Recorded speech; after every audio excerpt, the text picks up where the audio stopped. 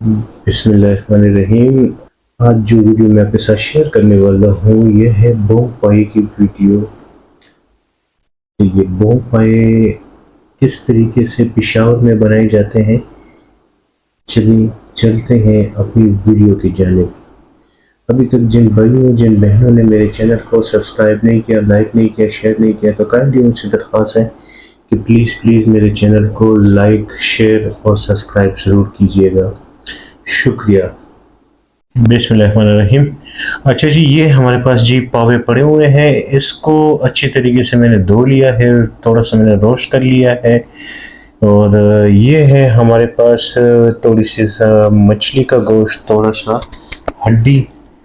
और है हमारे पास, ये देखिए नली भी एक आध पड़ी हुई है। ये देखें, ये देखें,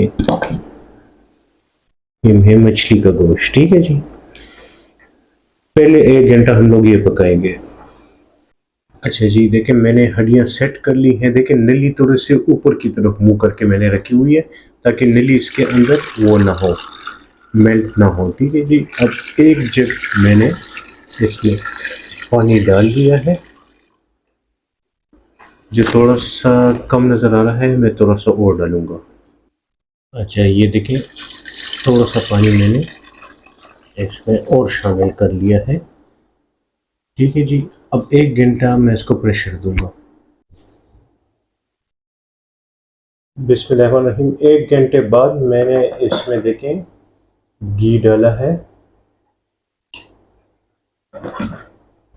घी आप हस्बे ज़रूरत डालिएगा।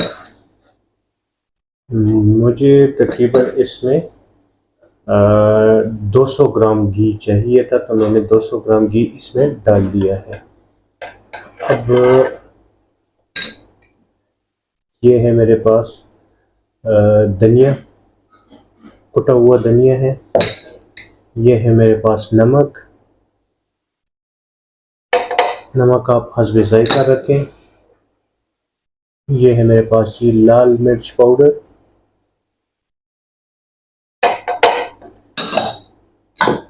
ये है मेरे पास हल्दी पाउडर। ये है मेरे पास खूब सारा अदरक और लहसुन का पेस्ट।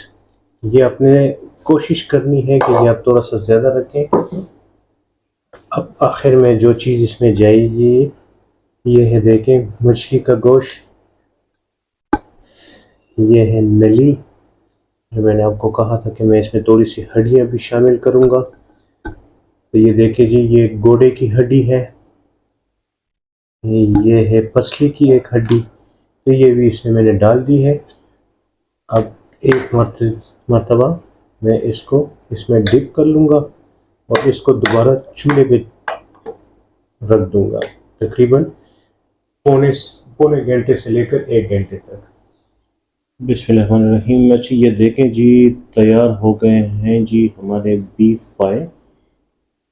और ये बिल्कुल इसकी देखें तरी जो है, ये देखें बिल्कुल ऊपर इसकी आई हुई है। ठीक है, देख लें। अच्छा, और ये तकरीबन इसको बनाने में, बोंग पाए बनाने में मुझे टोटल 2.5 घंटे का टाइम लगा है। अभी इसका डिस्प्ले मैं आपको बताऊंगा। अच्छा जी, बोंग पाए जो है वो तो देखें कितने नरम बने हैं। ये देखें सही तरह कट रहे हैं। ये है जी बोंग। ये 1 मिनट में आपको बता दूं ताकि आपको गोश्त की सही तरह समझ आ जाए। ये है जी गोश्त का वो टुकड़ा।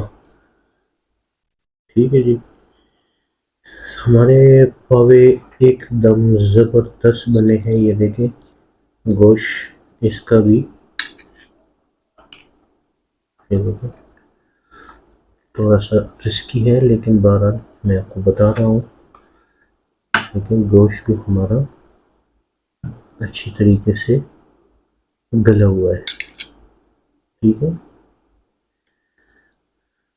तो उम्मीद उम्मीद है कि ये वीडियो आपको पसंद आई होगी। मैं थोड़ा सा ठहरे आपके लिए मैं चख लेता हूँ। वैसे मेरा चखने का इरादा नहीं था, लेकिन चलो मैं आपके लिए थोड़ा सा चख लेता हूँ।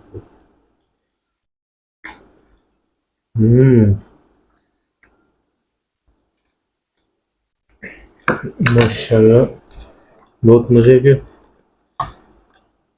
ये देखें नलियाँ, नलियाँ जिस तरीके से मैंने रखी थी, तो उस वजह से नलियों से और शिट, लेकिन मैंने कहा था ना बड़ा थोड़ा सा रिस्की है।